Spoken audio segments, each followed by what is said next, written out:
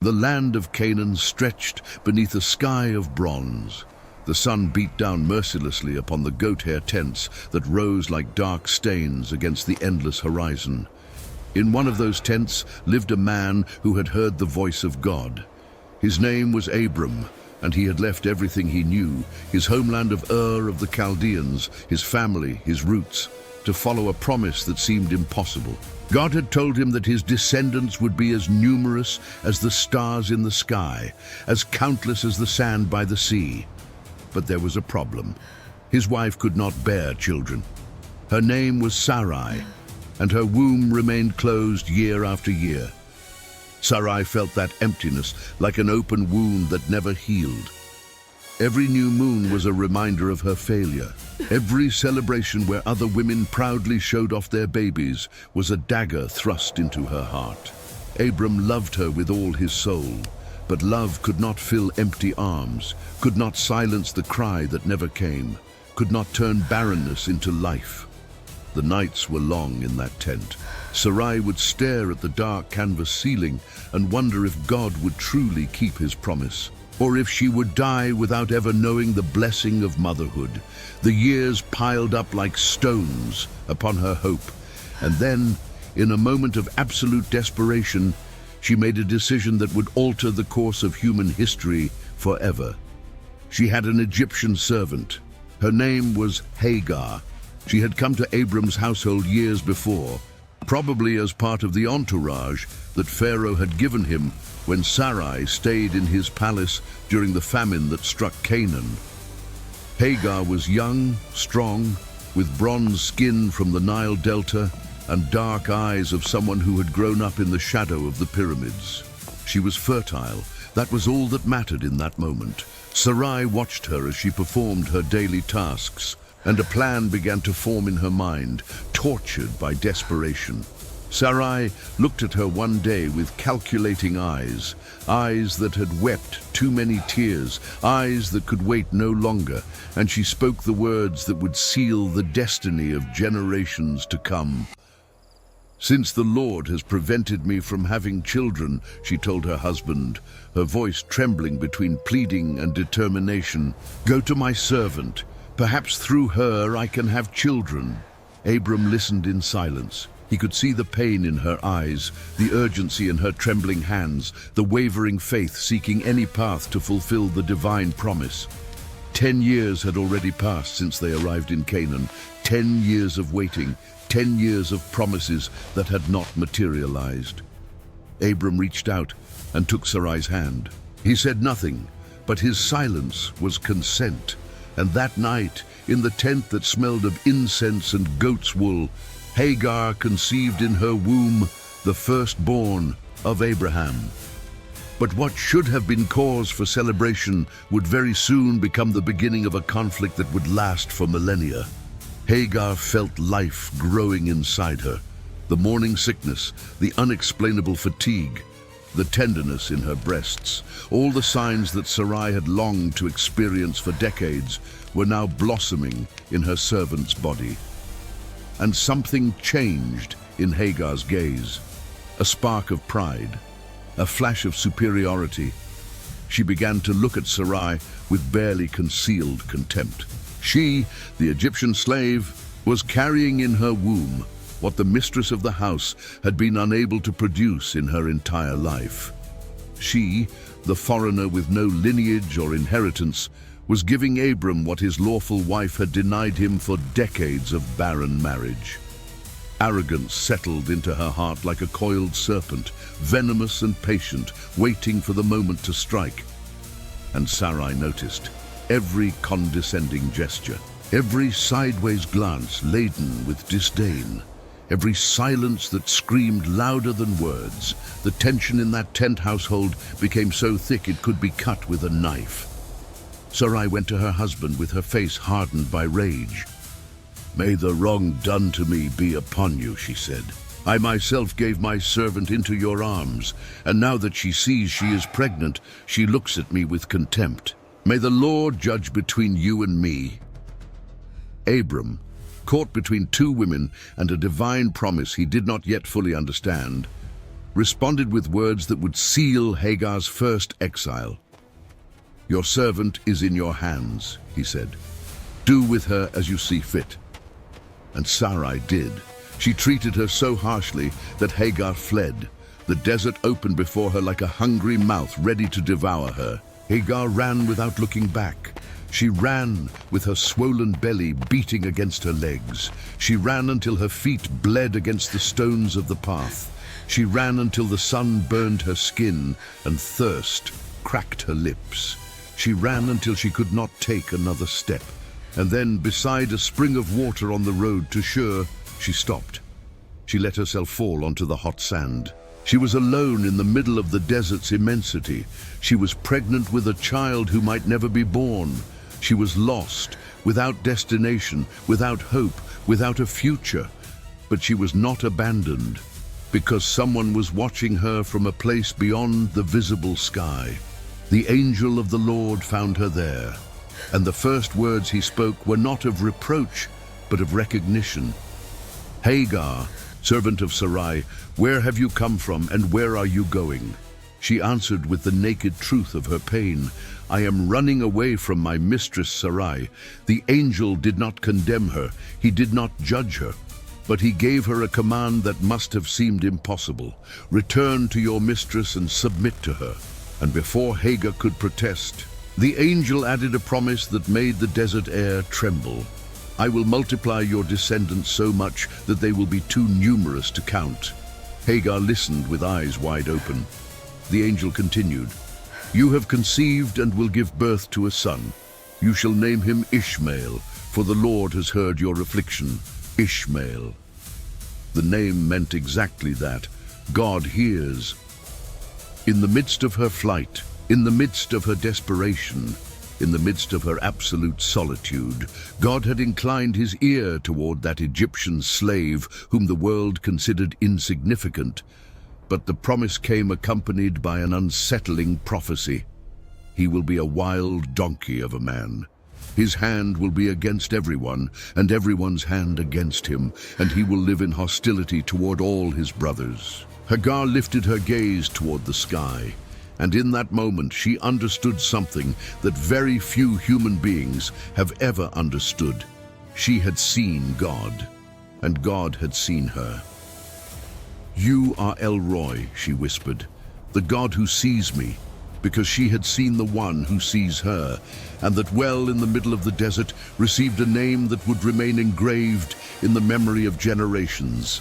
Bir Lahai Roi, the well of the living one who sees me. Hagar returned. She submitted to Sarai, and when the time came, she gave birth to a son. Abram took him in his arms, looked at his wrinkled red face, and spoke the name the angel had revealed: Ishmael. Abram was 86 years old, and for the first time in his life, he was a father. The years that followed were years of relative peace in Abraham's household. Ishmael grew strong and vigorous, running among his father's tents, learning the ways of the desert, the care of livestock, the constellations that guided night travelers, the stories of ancestors that Abraham told beside the fire while the stars twinkled above their heads. He was the firstborn, the apparent heir, the son of the promise, or at least that is what Hagar believed as she watched him grow. Ishmael learned to sling stones, to track animals in the sand, to find water where others saw only drought.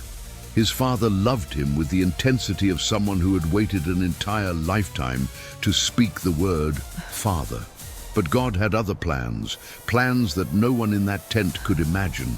And those plans were about to be revealed in a way that would shake the foundations of that family to its deepest roots.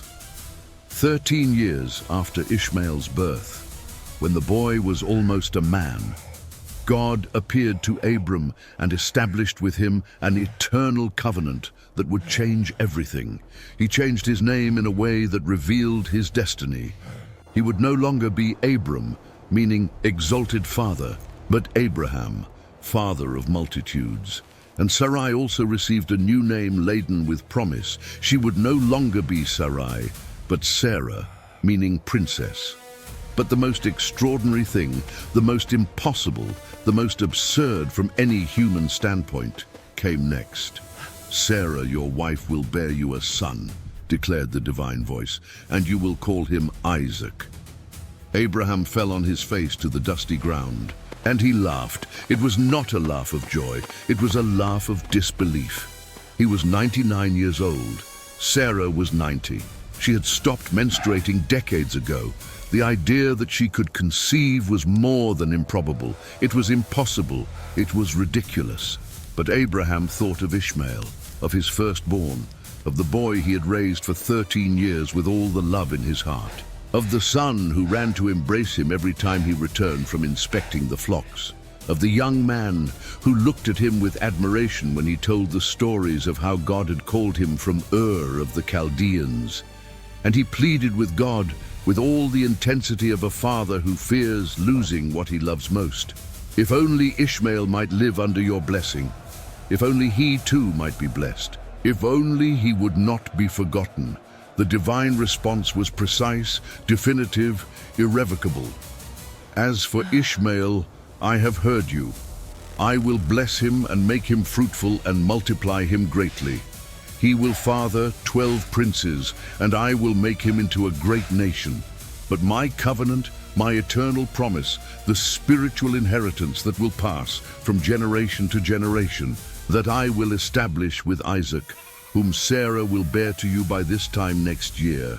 That same day, without delay, without hesitation, Abraham took Ishmael and all the males of his household, both those born in it and those bought with money, and circumcised them all. The blood of the covenant flowed through the flesh of each one of them. Ishmael was 13 years old when the blade of the knife cut his foreskin. He too was a son of Abraham. He too bore the mark of the covenant engraved in his body. He too belonged to the people of the promise. But the main heir, the bearer of the eternal covenant, the link that would connect Abraham to the Messiah who would come centuries later, that would be another. Isaac, the son who had not yet been born, the son of laughter, the impossible son who was about to become reality. The following year, exactly as God had announced with divine precision, the impossible happened. Sarah, the 90-year-old woman, the woman who had wept for decades over her barrenness, who had laughed with disbelief when the heavenly visitors announced her pregnancy, conceived in her womb. 9 months later, amid cries of pain and astonishment, she gave birth to a boy. Abraham, at 100 years of age, with hands trembling from emotion and from years, held in his arms his second son, the son of the promise, the impossible son. He named him Isaac, which means laughter, because Sarah had said through tears of happiness that God had brought her laughter, and everyone who heard about it would laugh with her out of pure joy. The tent filled with celebration. Abraham prepared a feast. The servants sang. Sarah smiled with a peace she had never known in her entire life. But in a dark corner, away from the torches, Hagar watched in silence. In her eyes there was something more than sadness. There was fear, uncertainty, the chilling premonition that everything was about to change forever. Isaac grew under his mother's watchful eye, and the day of his weaning arrived, an event that in ancient culture was celebrated with a great feast when the child reached approximately 3 years of age. Abraham, generous as always, prepared a memorable celebration. Guests came from all the surrounding regions. Servants roasted lambs over coals. There was freshly baked bread, fruits, honey, wine. Music filled the evening air. Laughter mingled with songs of celebration. Everyone seemed happy. But Sarah was watching. Her protective mother's eyes scanned every corner of the feast, and what she saw ignited in her a fury that had been dormant for years, waiting for the moment to explode. Ishmael, who was now approximately 16 or 17 years old, was mocking Isaac. Little Isaac, barely 3 years old, looked at his older half-brother with confusion, while he made gestures, cruel imitations, comments that the child did not understand, but that were clearly not friendly. The sacred text does not specify exactly what Ishmael did that fateful afternoon. Some ancient sages say he laughed at the little one with merciless mockery. Others suggest he imitated him in a degrading manner, making fun of his first tottering steps, his childish babbling. Others believe he was publicly claiming his birthright before the newcomer who threatened to take away his inheritance. Perhaps he told jokes at the expense of the child of promise. Perhaps he questioned aloud whether he was really Abraham's son or whether Sarah had deceived the old man. No one knows for certain. But what Sarah saw was enough for her to make the hardest decision of her life. She went to Abraham with her face hardened like granite stone, with eyes burning with a determination that allowed no argument, and spoke the harshest words a mother can say about another woman's child. Cast out this slave woman and her son. Sarah's voice cut through the air like an unsheathed sword. For the son of this slave woman shall not be heir with my son Isaac. Never, ever, under no circumstances. Abraham felt as if his heart were being torn from his chest with iron hands. Ishmael was his son, his firstborn, his blood. The boy he had carried on his shoulders when he was small, whom he had taught to shoot arrows at straw targets, with whom he had walked countless nights under the stars, talking about the God who had blessed them and would one day fulfill all his promises. To cast him out meant losing him forever. It meant sending him into the desert with his mother, without sufficient provisions, without protection, without destination. The matter seemed extremely serious to him. Scripture says he was greatly distressed because of his son, because of Ishmael, because of the boy he was about to lose. But that night, while Abraham tossed in his bed, unable to sleep, while tears soaked his wool pillow, God spoke. Do not be distressed about the boy and your servant. The voice was firm, but also compassionate, like that of a father who understands the pain of another father. Listen to whatever Sarah tells you, because it is through Isaac that your offspring will be reckoned. He will be the heir of the covenant. He will carry the promise forward. He will be the link that connects your faith with future generations. But I will make the son of the servant into a nation also, because he is your offspring. Ishmael is also your son. Ishmael also carries your blood. Ishmael will also be blessed. I will take care of him. Abraham listened. Abraham trusted. And at dawn the next day, with a shattered heart but his faith intact, he did the hardest thing he had ever done in his long life. He rose very early in the morning, when the sky was still tinged with the last colors of night. The stars twinkled like silent witnesses to what was about to happen. The camp slept.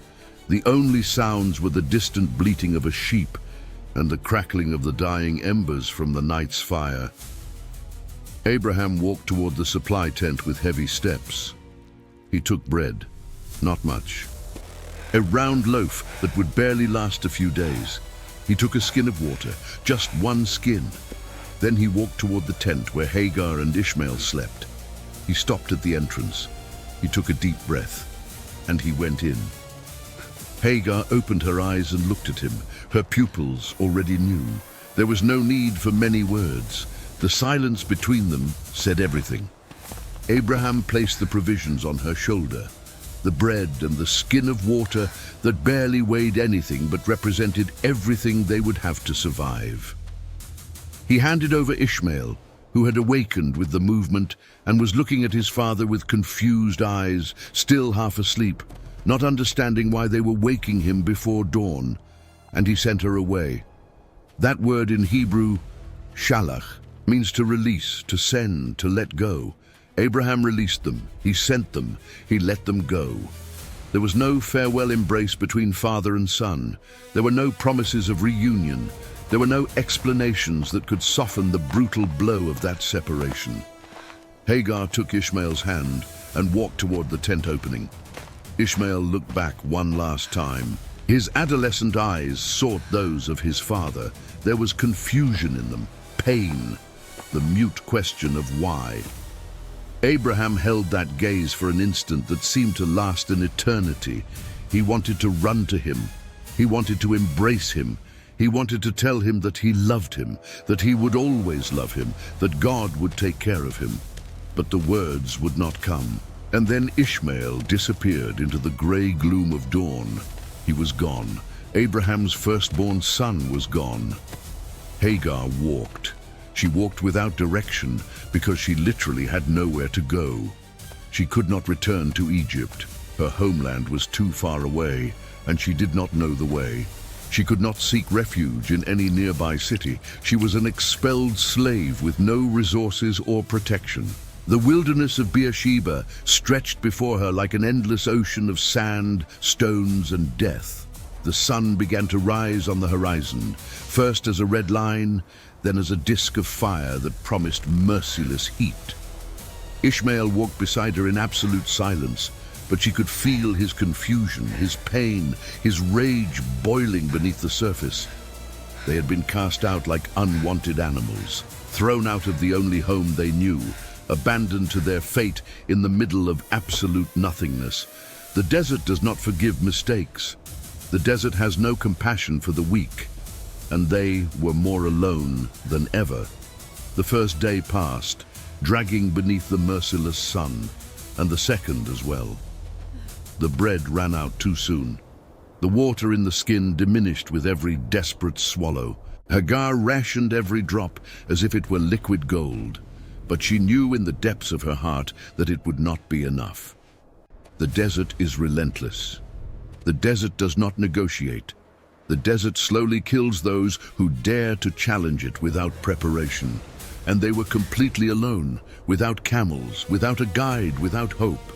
Then came the moment every mother fears more than her own death. The skin was empty, completely empty. Not a single drop remained to moisten her son's cracked lips. Ishmael staggered as he walked. His legs gave way beneath his weight. He fell to his knees on the burning sand. His lips were so cracked they were bleeding. His skin burned with fever under the merciless sun. His eyes sank into their sockets like those of a corpse. He could no longer walk. He could no longer stand. He could barely breathe. Hagar held him up with what little strength she had left. She dragged him as best she could, one step at a time, until she found a dry shrub, a miserable broom plant that barely cast a skeletal shadow on the sand. She left him there, in the shade of those dry branches that looked like skeleton fingers pointing toward the empty sky. And she walked away. She walked the distance of a bow shot, about 100 meters, far enough not to see the details of what was about to happen, far enough not to have to witness her only son's final breath.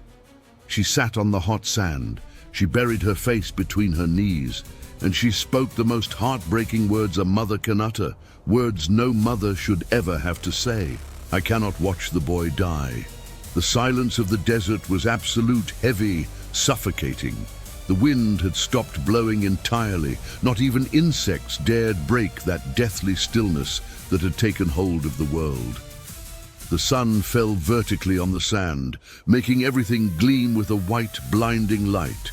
Hagar raised her voice toward the empty sky, and she wept. She wept as only a mother who has lost all hope can weep. She wept until no tears remained in her eyes. She wept until her throat closed with grief. She wept until her body shook in silent spasms because she no longer had the strength even to sob. But it was not her weeping that God was listening to at that moment. Under that miserable shrub, 100 meters away, Ishmael opened his parched mouth, and from his waterless throat came a sound, a hoarse moan, a weak sob, the cry of a child who did not understand why his father had abandoned him, the cry of a teenager who felt life escaping from his body drop by drop, the cry of a human being who, at the last moment when all hope had vanished, cried out toward heaven without knowing if anyone up there was listening. It was an almost inaudible cry, the cry of someone who barely has the strength left to cry, the cry of someone about to give up, and God heard him. Because that boy's name was Ishmael, and that name meant exactly that. God hears. If this story is touching your heart, subscribe now and ring the bell. Here, every narrative is a journey through the sacred pages. And what comes next in the story of Ishmael will restore your faith that God never abandons his own. The angel of God called to Hagar from heaven. His voice crossed the infinite distance between eternity and that forgotten corner of the wilderness of Beersheba. It was a voice that came from another place, from another dimension, from beyond the sun and stars. "What is the matter, Hagar?" The question was gentle but also powerful. It was not a question from one who does not know. It was a question from one who wants her to know that he knows. Do not be afraid. The two words most repeated in all of Scripture. Do not be afraid. Fear not. Do not let terror overcome you, for God has heard the boy's voice where he lies. There, under that shrub, there, in that lost corner of the desert, there where no one else would ever have found him, God had heard him. Hagar lifted her face from the dust. Tears had left tracks in the dirt that covered her cheeks.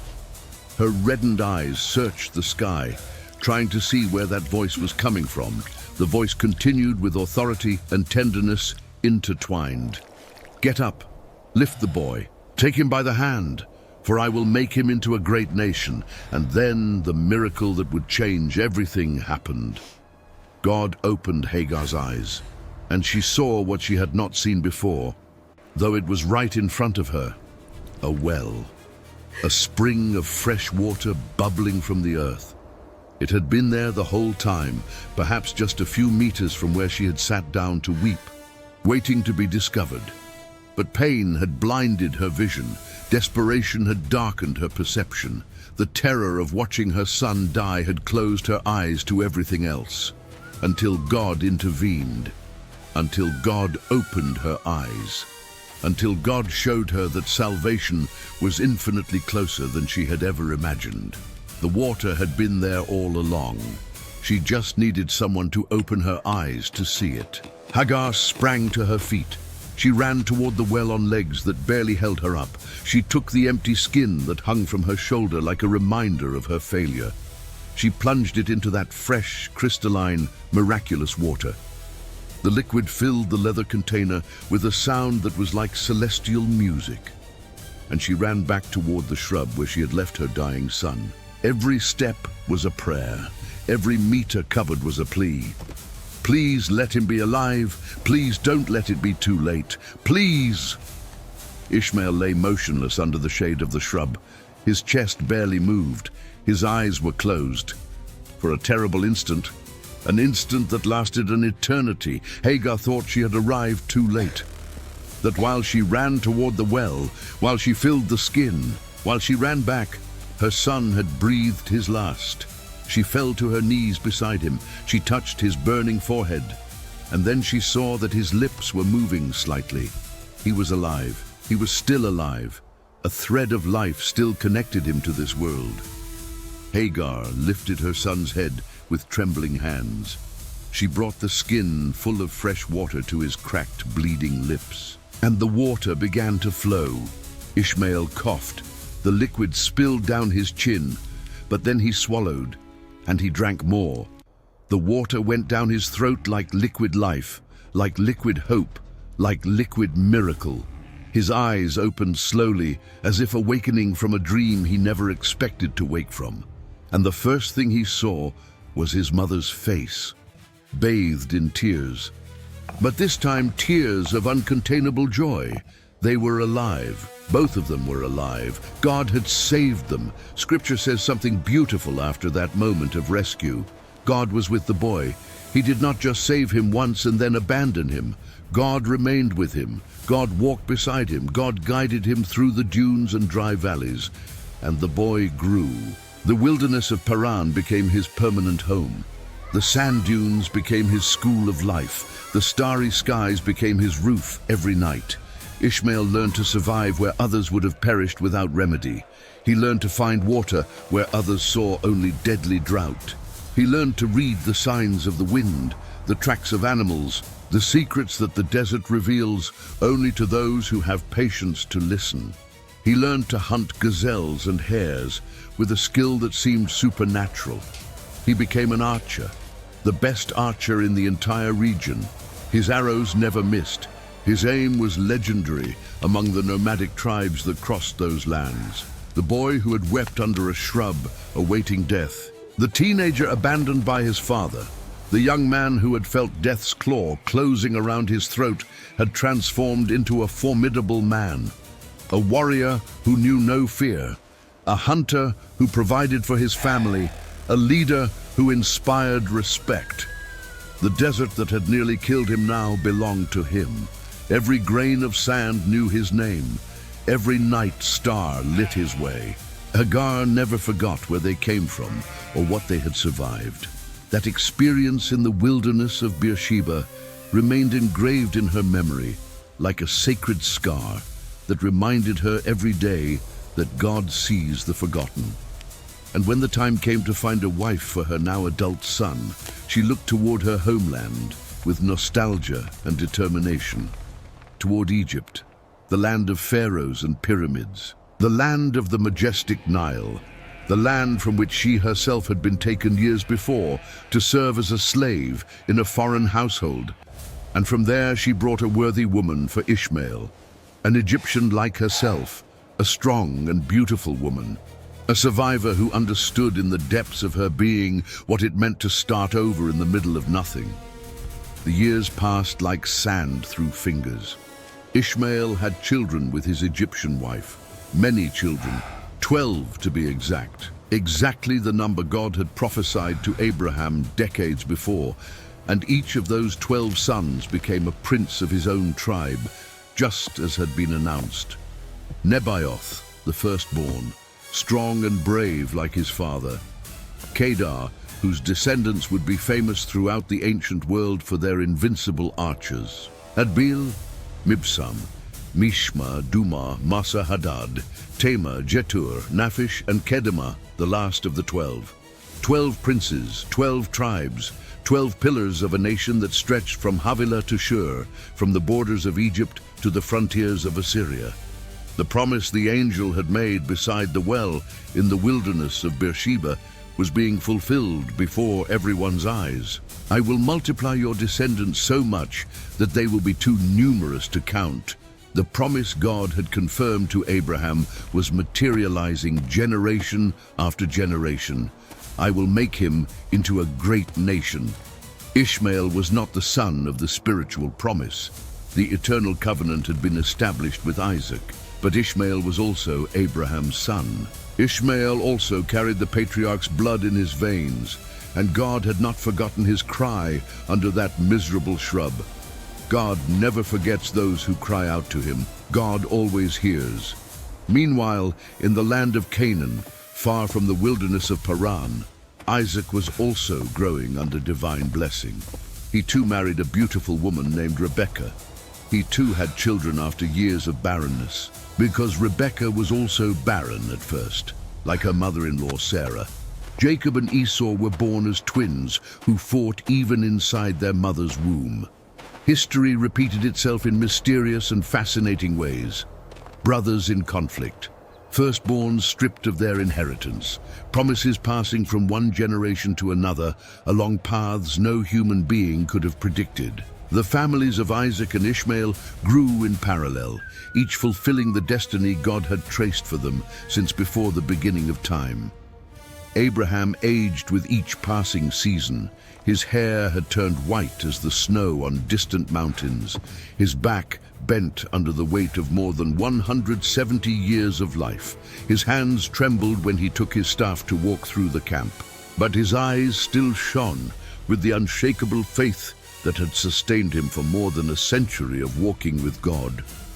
He had seen the impossible fulfilled. He had held in his arms the son of promise when he himself was 100 years old. He had survived Sarah, whom he had loved with all his heart and whom he had buried in the cave of Machpelah years before. And somewhere in the eastern desert, he knew that his other son was also prospering, fulfilling the promise God had made about him. Ishmael was alive. Ishmael was father of princes. Ishmael had been blessed. Abraham's final day arrived. Scripture describes it with a solemn beauty that captures the essence of a life well lived. Abraham breathed his last. He was 175 years old when death finally came for him. He had lived longer than almost any other human being of his generation. He had seen sons and grandsons born and grow. He had walked with God through deserts and valleys, across mountains and plains. The sacred text says he died at a good old age, an old man full of years, and was gathered to his people. A peaceful death, a satisfied death, a death that marked the end of an era. But what happened immediately afterward was perhaps the most silent, most unexpected, most moving miracle of this entire long story. Isaac received the news of his father's death with a shattered heart. The patriarch who had taken him to Mount Moriah when he was just a boy, who had raised the knife over him, ready to sacrifice him, who had trusted God even when obedience seemed like madness, was gone forever. Isaac began preparations for the burial with trembling hands. The cave of Machpelah awaited, the place where Sarah already rested in eternal peace, the place Abraham had bought years before from the sons of Heth, paying full price so no one could dispute his ownership. There the father of faith would rest beside the mother of nations. And then, without warning, Ishmael appeared. No one knows exactly how he learned of Abraham's death. Perhaps a messenger crossed the desert with the news. Perhaps trade caravans carried the rumor from mouth to mouth until it reached the camps of Paran. No one knows how many days of travel it took him to cross the burning desert from his home to Hebron. No one knows what thoughts crossed his mind as he rode under the relentless sun toward the encounter with the brother he had not seen in decades, since that weaning feast where everything had been destroyed. But he arrived. The son of the desert returned. The forgotten firstborn came back to bid farewell to his father one last time. Isaac saw him approaching from a distance, a tall figure mounted on a camel, weathered by decades of merciless sun, with the gaze of someone who has survived everything life can throw at a man. Ishmael dismounted in front of the main tent of the camp. For a long moment, charged with unspeakable emotions, the two brothers looked at each other in absolute silence. The son of Sarah and the son of Hagar, the heir of the eternal covenant and the father of the desert nations. Two men whom history had separated in the cruelest possible way, now reunited before the tent where lay the body of the man who had loved them both with all his divided heart. There were so many words that could have been said, so many accusations that could have been hurled, so many wounds that could have been reopened, but there were no words of reproach, no claims over lost inheritances, no settling of accounts for the pain of that dawn when Abraham had cast them out with a loaf of bread and a skin of water. Isaac, the younger brother, extended his hand forward. Ishmael, the older brother, the dispossessed firstborn, looked at it for an eternal instant. And then he took it. He took it firmly. He took it with forgiveness. He took it with the peace of one who has understood that some things only God can judge. And together, shoulder to shoulder, they carried Abraham's wrapped body toward the cave of Machpelah. Together they walked the stone path leading to the dark mouth of the cave. Together they descended the damp steps into the interior. Together they laid the patriarch's body in its final resting place, beside Sarah, his beloved wife. Together they mourned the father who had blessed them in different ways, who had loved them in different ways, who had released them in different ways, each toward his unique destiny. Scripture records this moment with a simplicity that hides an infinite depth, an ocean of meaning in just a few words. His sons Isaac and Ishmael buried him in the cave of Machpelah. Isaac is mentioned first in the text, although he was the younger of the two. Ishmael was approximately 89 years old and was clearly the elder. Ancient sages saw in this order of names a profoundly significant sign. Ishmael had voluntarily yielded the place of honor to his younger brother. He had recognized the divine order without bitterness or resentment. He had accepted that the eternal covenant belonged to Isaac and his descendants. He had made peace not only with his blood brother, but with God's mysterious plan that had traced radically different paths for each of them. After the burial, after the days of mourning, after the prayers and shared memories, each brother returned to his land. Isaac settled beside the well of Beer Lahai Roi, precisely the same well where the angel had found Hagar fleeing so many years before, the well of the living one who sees me. It was as if Isaac wanted to live near the place where Ishmael's story had begun, where God had first shown that he sees the forgotten and hears those who cry out.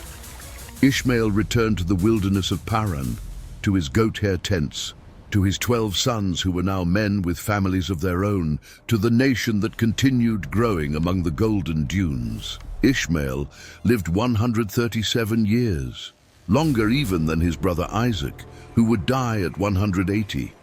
He had been blessed with a long and full life, filled with sons and grandsons, with battles won and territories conquered.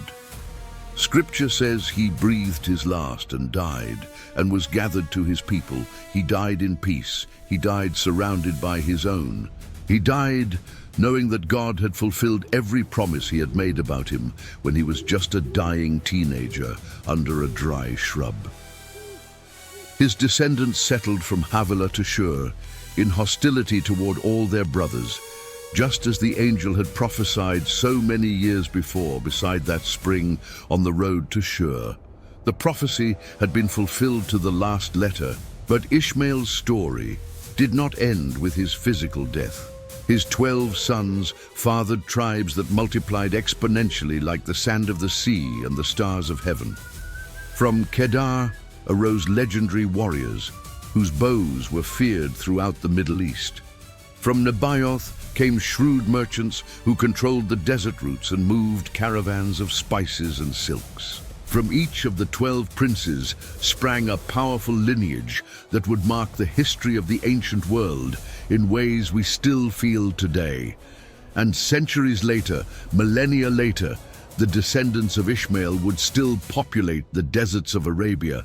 They would still gaze at the same stars Abraham had contemplated when God promised him descendants more numerous than the dust of the earth. They would still remember, in their ancestral traditions and in the blood that runs through their veins, that they too were children of the patriarch, that they too had received a divine promise, that they too had been heard when they cried out in the most absolute desert.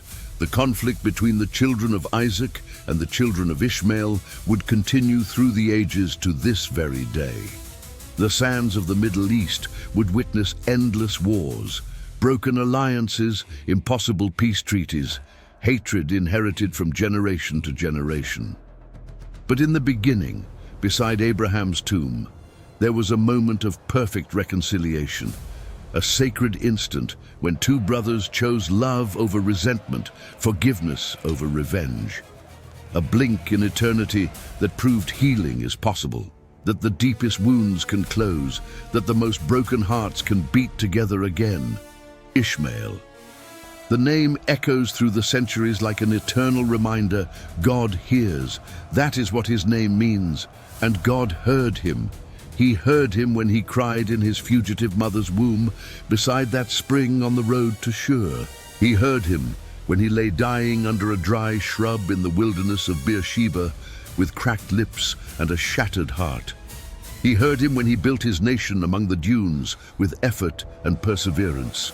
He heard him when he walked toward the cave of Machpelah to bid farewell to his father alongside the brother destiny had taken from him so many years before. The forgotten son was never forgotten by God. Not a single day, not a single moment. The firstborn who lost his place in the covenant never lost his blessing. 12 princes arose from his loins. The boy Abraham released with a shattered heart that terrible dawn grew to become the father of entire nations. Ishmael lived 137 years. He had 12 sons who became 12 mighty princes.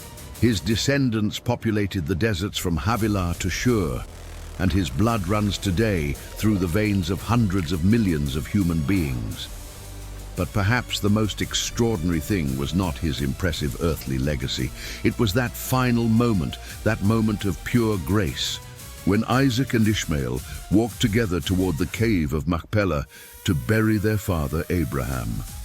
Two brothers whom pain had separated since childhood, reunited by the love that never completely died. The son of the promise and the son of the desert, standing before the same dark tomb, reconciled at last, forgiven, healed. Because in the end, beyond promises and covenants, beyond inheritances and firstborns, both were sons of Abraham, and God had heard the cry of both. And you who hear this story today, you who have traveled with Ishmael from his father's tent to the deadly sands of the desert, you who have felt the burning thirst in your own throat and the icy abandonment in your own heart, remember this always. God sees those the world completely ignores. God hears those no one else wants to hear. God opens wells of fresh water where there seems to be only death and desolation. It does not matter how many times you have been cast out of places where you thought you belonged. It does not matter how many deserts you have crossed without water or hope. It does not matter how many times you have wept under your own dry shrub, convinced it was the end of everything. God hears. He always hears. He never stops hearing. And where the world sees a forgotten son, abandoned, discarded, he sees the father of nations, the prince of the desert, the heir of promises yet to be fulfilled. The name Ishmael echoes through the centuries as an eternal reminder for all who have ears to hear. God hears, and if he heard the cry of a dying teenager in the middle of absolute nothingness, he will hear yours too. Today, now, at this very moment as these words reach your heart, because you too are seen by El Roy, the God who sees. You too are heard by the God of Ishmael. And your story, like that of the son of the desert who became the father of princes, is only just beginning. If this story touched your heart, write in the comments, God hears my cry.